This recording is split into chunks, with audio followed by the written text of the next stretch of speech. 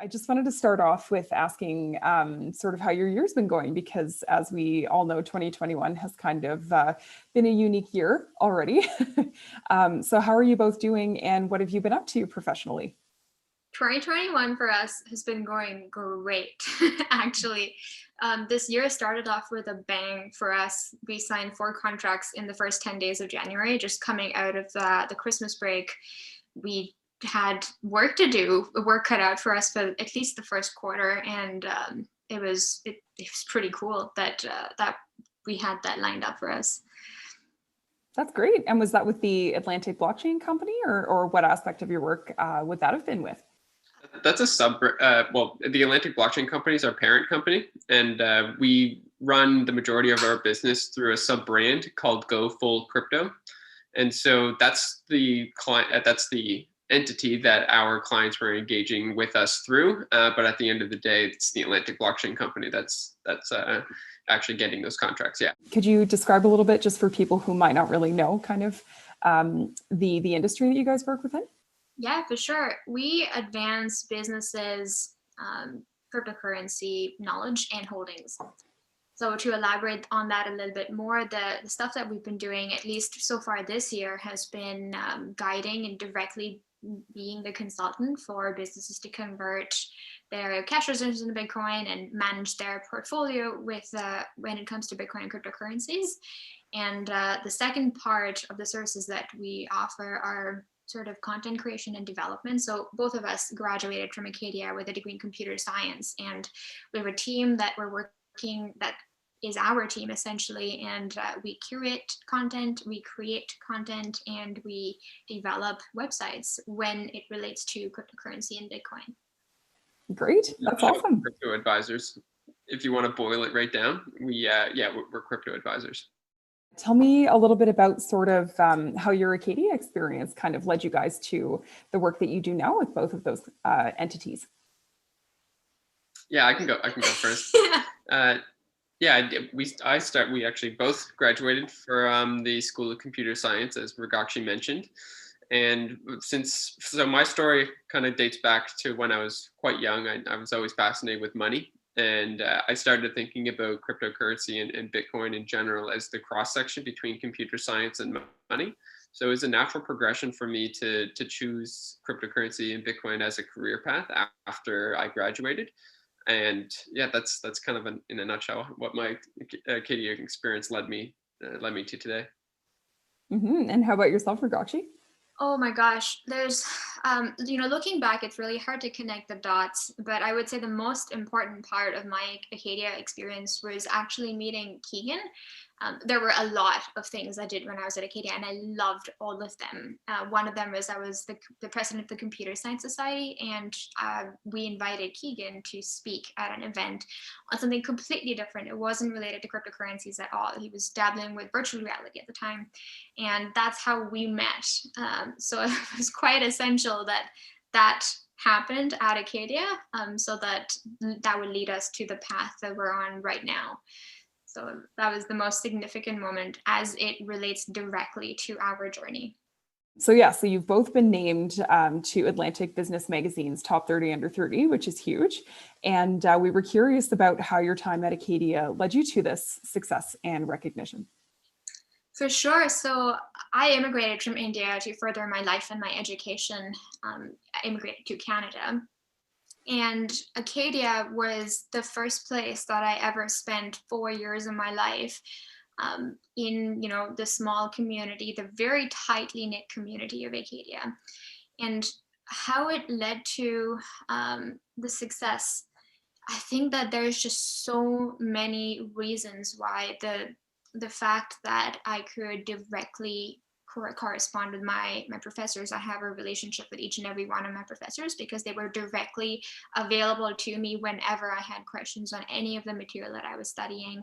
Then the fact that I had the opportunity to be a resident assistant at one of the residences at Acadia. So that led me to interact with people from all around the world, cohabitate with them and live in the same space. So that molded my thought process way more than it would have when I was in India, just because of the exposure that I got. And Acadia gave me the opportunity to use a lot of my skill sets. So I was a violinist, I was in the orchestra, I did music. Like I said before, I was president of the Computer Science Society. I also taught international students how to dance to Bollywood music for the international banquets. So all of these experiences shaped how I interact with people. And it shaped my leadership skills. And it also enabled me to take risks, because I moved here when I was 19, away from my parents, and the first 4 years of my life living in Canada were filled with so much joy and appreciation for life that it enabled me to take risk more, because it kind of guaranteed that if I took a risk, then I will get a reward. So yeah, that led us to start a business right after I graduated, and everything kind of boils down to how it led us to do what we do, and then eventually get recognized as 30 under 30. And what about yourself, Keegan? Yeah, I was not nearly as involved as Mrugakshee was in the Acadia ecosystem. I would say that the main thing that I gained from my time at Acadia was significant personal development. It basically just gave me the time and space that I needed to develop my philosophy of the world, my ethics, get really firm on where I wanted to take my life. And then this is kind of a haphazard way of leading me to where I am today. But I put myself through school and paid for all my schooling, and that put me in debt. I graduated with quite a bit of student loans, and I had a lot of debt. But I knew I wanted to start a business, and those things don't necessarily equate that well.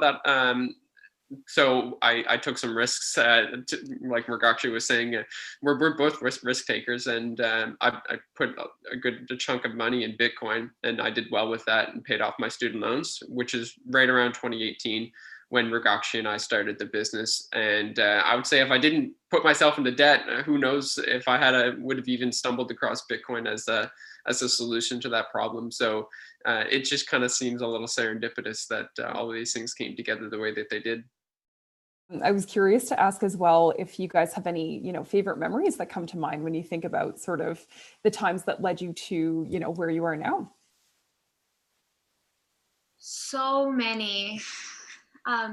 This was one of my first memories at Acadia that really moved me, and it showed me what the community of Nova Scotians was all about.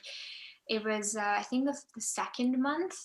The first month that I was in Canada at Acadia, and I had been communicating with someone, his name's Michael Henniger, when I was still in India about my application. And I wanted to go to the office and say, well, thank you so much. It was your prompt communication and your helpfulness that really aided and weighed on my decision to choose Acadia. And at that office, I met this other wonderful woman by the name of Vanessa Broom, and just bright light in the room right as soon as I enter. And she saw me, she's like, oh, hello there, what's your name? And I said Mrugakshee. And like most people react to hearing my name for the first time or seeing it for the first time, she said, okay, hang on, I'm gonna have to write that down so I can say it properly. She wrote it down, and she, tried to say it multiple times while I was in the room. And she asked me to come back later just to say hi. I was very close to some of the buildings. So I did. I went back the next week just to say hi. And then she repeated it back to me, and I was like, close. So I corrected her. And then she said, okay, hang on, hon. You're going to have to record this on my phone for me so I can listen to it multiple times and get it right. So that in itself was, oh my gosh, this wonderful person is truly committed to making sure that the identity that is my name is pronounced correctly. So I recorded it on her phone, and that was all well and good. So I went back to say hi to her next week, and she said my name correctly, no mistake. And I was like, wow, Vanessa, you got it. That's awesome. She's like, yes, I've been listening to it on my drive here and my drive back because I wanted to get it right. And when she said that, it moved my heart so much, because the commitment that she showed towards, something as simple as getting my name right, but it was so important to see how much love and respect there is for international students at Acadia and getting their name right. So that was a very moving memory. Moment, and is a very moving memory. Yeah, but I have a bit of a different story to tell. This was, I think it was in my third year of computer science, Calc 2. So calculus, the second part of the calculus course is a required course. And I didn't pass it the first time. So this was my second time through the course. It was exam day. So I got up, it was a noon exam. I went to the gymnasium to write it. And then I found out that the exam had already taken place in the morning. So I started freaking out and I ran to the math building, and the professor that met me there, she was very sympathetic, and she believed my story that I legitimately just mixed up the time, and so she just put me in a room alone and let me write my exam, and I passed it, and that's how I got my degree today. But I tend to I doubt whether or not that would be a similar story in a larger university, in a larger setting. I think that that's kind of a, to Mrugakshee's point about Acadia being a close, tight knit, you know your professors, they know your face, they saw you in the class, they saw that you attended every single one of them and that you try hard, and they're not going to fail me just because I showed up late to the exam. So I was really grateful for that, and that kind of spoke volumes about the kind of faculty that that teaches at Acadia. Was there anything else that you guys wanted people to know about, whether it be your Acadia experience or where you and your company, you know, is headed in the future? I received my citizenship at Acadia exactly a year ago today. So it's very funny that we're conducting this interview on March 3rd, 2021, because March 3rd, 2020, was when Justin Trudeau was actually, he surprised, I think, 41 or 47 new Canadians at the citizenship ceremony.